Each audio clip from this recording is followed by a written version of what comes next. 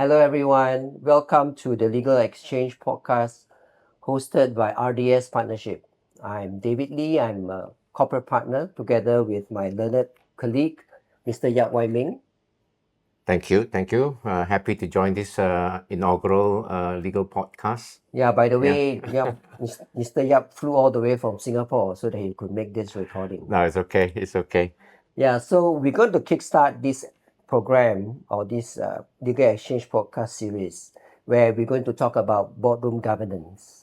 So essentially, what I mean, boardroom governance is essentially a framework of strategic systems and policies that guides the board of directors to promote organizational values, achieve long-term objectives.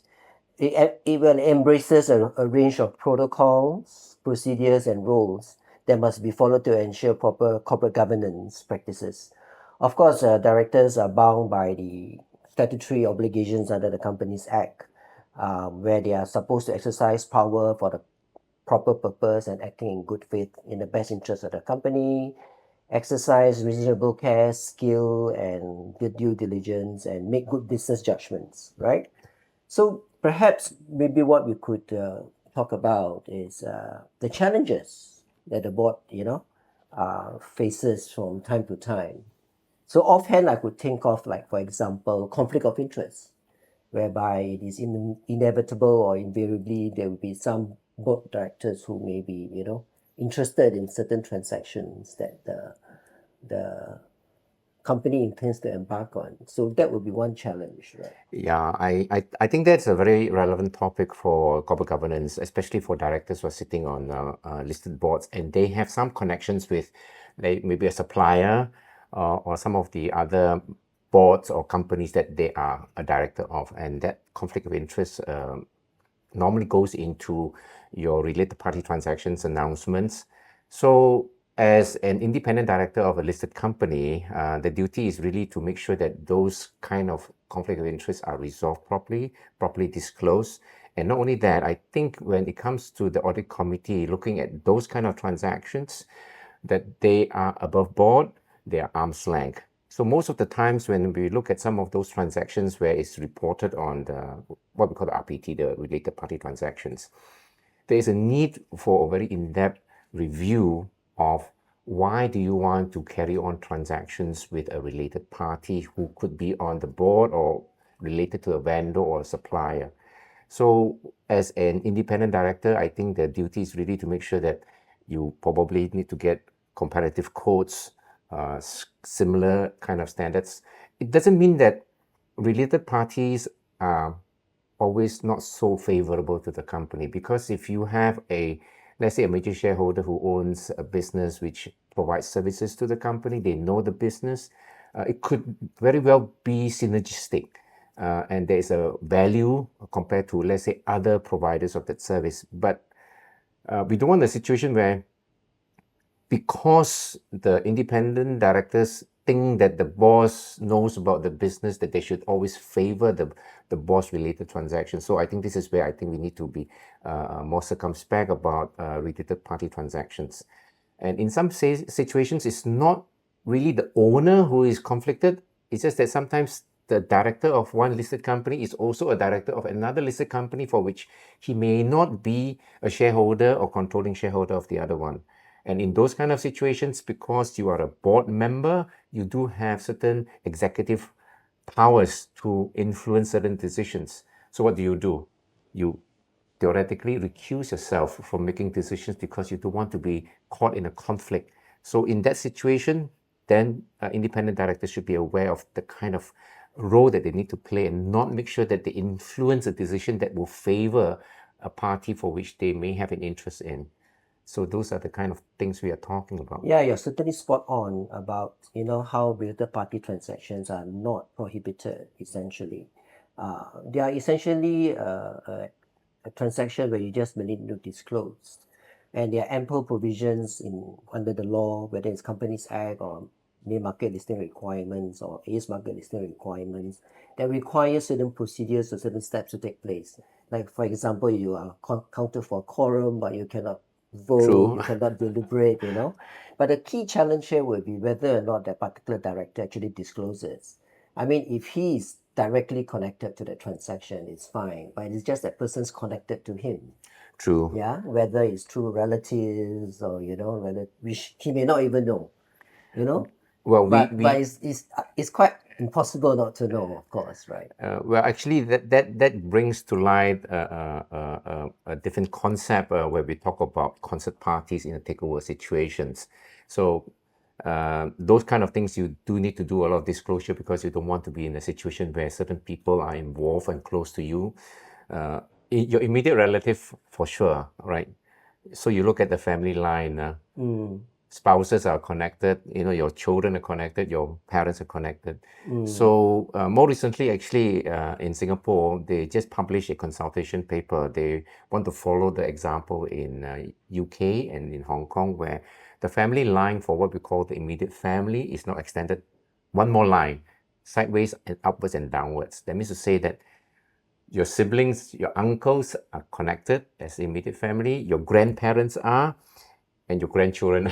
So one more line. Yeah, so they basically Extended that net definition by of one more family line. Yeah. So when you are doing a transaction, for example, if you are doing a takeover of another entity, then the question is, you have to not just ask around your immediate circle of family, but you have to ask the extended family, do you have an interest there? Because those are the interests that will impact on your independence. And I think now, I'm not sure about the Malaysian code, whether they are mandated to expand that, but again, those are the kind of situations that we are talking about, which is important for people to consider, especially when we are talking about what we call the disclosure of directors' interests. It could be direct and it could be deemed. Direct, because it's in your name. If it is deemed, it is either through another family member. So if your family, your brother and sisters trade on the stocks and they don't tell you, you also have an issue, right? Correct. So those are the things that we need to watch out for, especially when we are talking about, especially those family-owned companies where the founder is the patriarch of a Lisco, and you need to make sure that, when you deal with shares, you don't want to unwittingly, cross what we call the takeover threshold when you are below that, and unwittingly created a mandatory general offer situation without knowing it. So again, those are the kind of situations we need to be very, very careful about when we are talking about those family-owned companies. Yeah, so just touching on independence, one of the challenges which the board faces is actually recruitment, right? And whether or not there is succession planning in terms of the composition of the board. Of course, we have a lot of interviews and scrutiny by promoters and owners of the company in terms of identifying who's a suitable and ideal and perfect candidate to be an independent director. But it's a challenge, right? Like what you said, whether there's any disclosure at the outset and, True. whether, yeah. Maybe we can talk about the context of, I think most listed companies, whether in Malaysia or even in Singapore or the Asian region, a lot of the founder of the companies started the business because their parents have been involved, and later on they get into the second generation.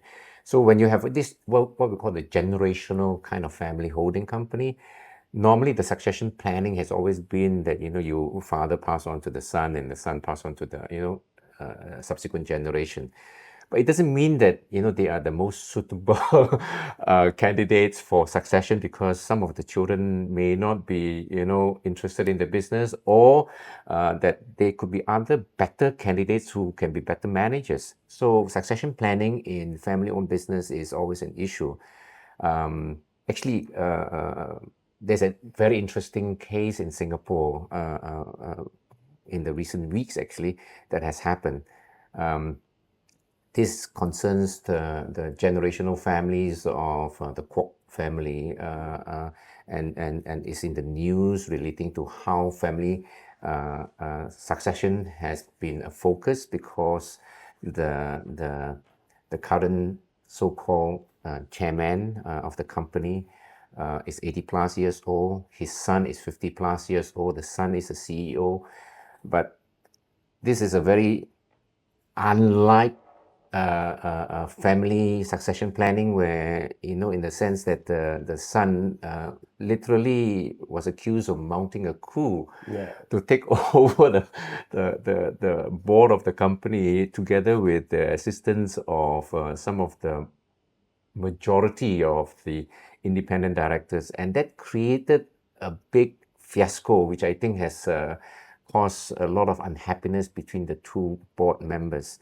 And what has happened is that I'm also into an organization as one of the founding members of this company called Corporate Monitor Limited. It's a kind of similar to the Malaysian Minority Watchdog. We set it up about a year plus ago, and we bought some shares and we attended the meeting, and I asked some questions. And clearly, while the opening statement from the patriarch of the company, or the chairman, says that there were lawsuits filed, and they decided to put this aside. Each party withdrew the lawsuits, and at the opening statement of the general meeting, they say, we are putting all this behind. We want to work together as a team.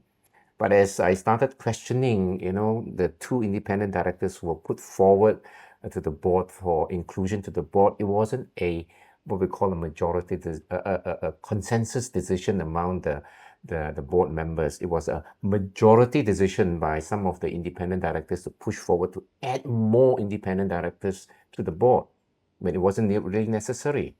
So you find that while the statement of the chairman says they put things behind, one of the other more direct independent director, who was on the chairman's camp, so to say, he put up a very strong statement to say that this is like a coup against the chairman, and he actually asked all the shareholders to vote against the two newly independent appointed directors.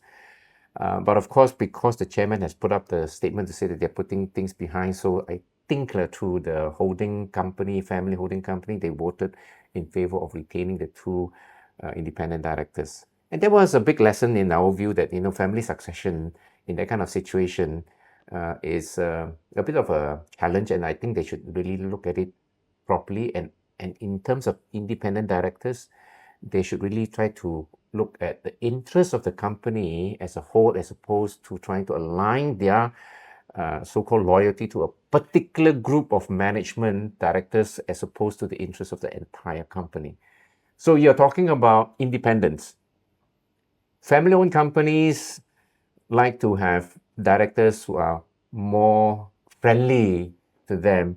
And how do they go and recruit them? They recruit them through their own network, right? If you're friendly to us, you come on board. I'm not sure in other organizations how they recruit it. To a large extent, it's like an old boys club. They go on and get their friends of friends and so on. And, oh, I know you, you come in and become my board member. And we have also seen situations where some independent directors were so-called so independent that the controlling shareholder doesn't like that kind of situation.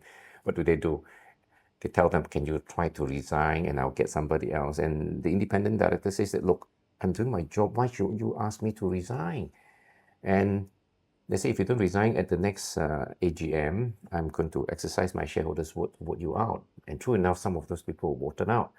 So you can see that some people who are being voted out, they don't go out quietly. They will go out quite noisily and put up a statement to say why they refuse to resign, and these are the circumstances which we think that there are issues. The same company we are talking about just now, where we have this fight, they had those situations before, and some of the directors resigned because there has a disagreement with the management, and they put up statements about the reasons why they are resigning.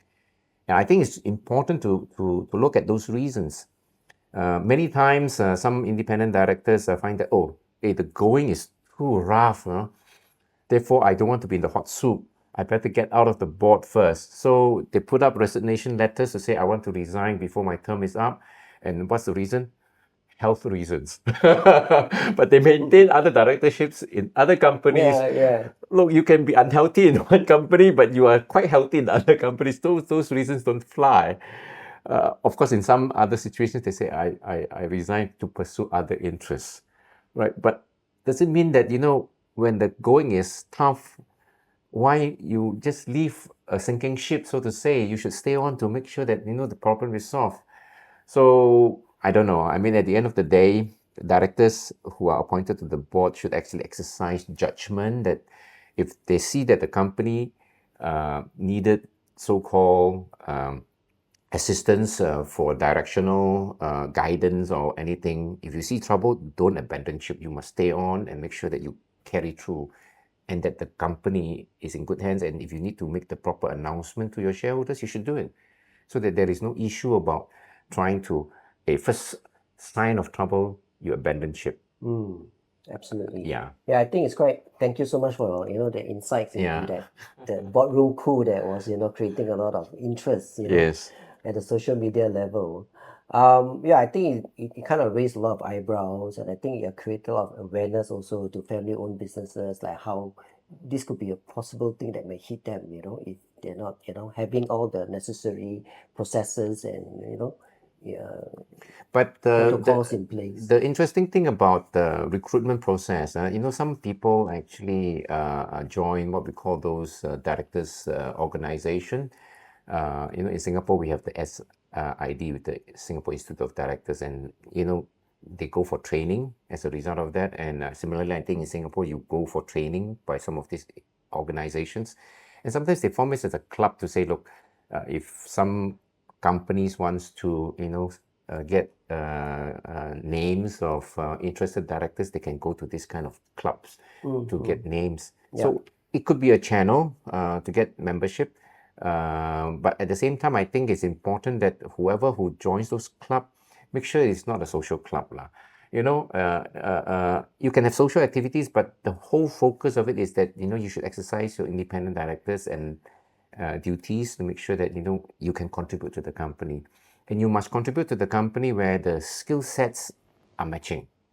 You don't want to be in a company where, you really have no industrial experience relating to those areas, and you get into a lot of what we call passenger kind of directors, where you just sail along without contributing at all and just collecting your director's fees. That's very dangerous, because we do have, I think, we talked about it, David, that some directors have been charged for failing to perform their duty, and these are also independent directors themselves. Yeah. Yeah. Yeah, SE has been, Busa and SE has been, emphasizing on accountability and transparency of directors. So on that score, what do you think with the best practices that the board should adopt? I mean, offhand I can think that, of course, we have board charters and how, but it's a matter of adherence to it, like how closely do we adhere to board charters, and for example, what they must do and how the decision-making process should take place. And like, for example, you were mentioning just now that in terms of obtaining quotes from potential, suppliers, that you must have at least minimum 3. So what do you think would be the best practices? Yeah, I mean, at least in Singapore, when you were under CML, it will be something you'll be instilling and insisting. No, I mean for CML, which is Corporate Monitor Limited, you can Google it and you probably seen that we have written a fair bit of research papers relating to the kind of companies that we have gone into a deep dive relating to some of the corporate governance practices. And the whole idea is for us to go and educate investors and hopefully help to have a dialogue with the company to improve, the things that we see as issues that they should address. Some companies have been very positive, and they engage with us, and we hope that those reports are well received. So when we talk about best practices, I think the best practices is really to have independent directors who know their duty as an independent director. And the paramount duty, I mean, David, we all know as corporate lawyers, the duty of a director is to look after the interests of the company, not to look after the interests of any particular stakeholder, right? Yeah. So when we have independent directors who are recruited by certain stakeholder and they come on board, there is a certain so-called beholden attitude to say must do it in the interest of the major shareholder, to do certain things in their favor. It's like you scratch my back, I scratch your back. Or never bite the hand that feeds. Something like that. It's Right. is a contrary. So I think you should be as independent as possible. Best practice is, we have the code of corporate governance prescribed by the authorities here. And of course, you have the listing manual, the listing requirements. Make sure that the independent directors are well aware of what those requirements are and live it, in the true spirit of those codes. If you need to be independent, you make sure that you're independent. And of course, when committees are formed, make sure that, your charter or the terms of reference of all those committees are not kind of like cut and paste from other committees and just be there. And especially when we talk about ESG as well, this is a new theme in the rest of the world. Now it's an emerging theme. ESG is not what we call box ticking. We talk about, a lot of times there's a requirement for listed companies to produce ESG report in the governance statement. Yeah, sustainability report and so on. So increasingly when you see some of these companies, they look about the same except certain modifications. So they copy from each other. But every industry is different. Every company that you're involved in, the ESG requirement is different. Every environmental, sustainability and governance issues are different. So you cannot do a copy and paste. It's not a one-size-fits-all. That's right, exactly. So when you are an independent director, you want to make sure that all these things are properly fitted and considered for the company. The other thing, of course, is you don't want to, in the spirit of ESG, say that your company is going green, you're doing so many of these things and so on. The danger of greenwashing. Okay. When you have greenwashing, means to say that you are telling the public that you are doing more than what you are actually doing, and that's misleading. When it is misleading, shareholders invest in your company thinking that you can do so many beautiful green projects and so on, when in fact it's not so green, maybe brown.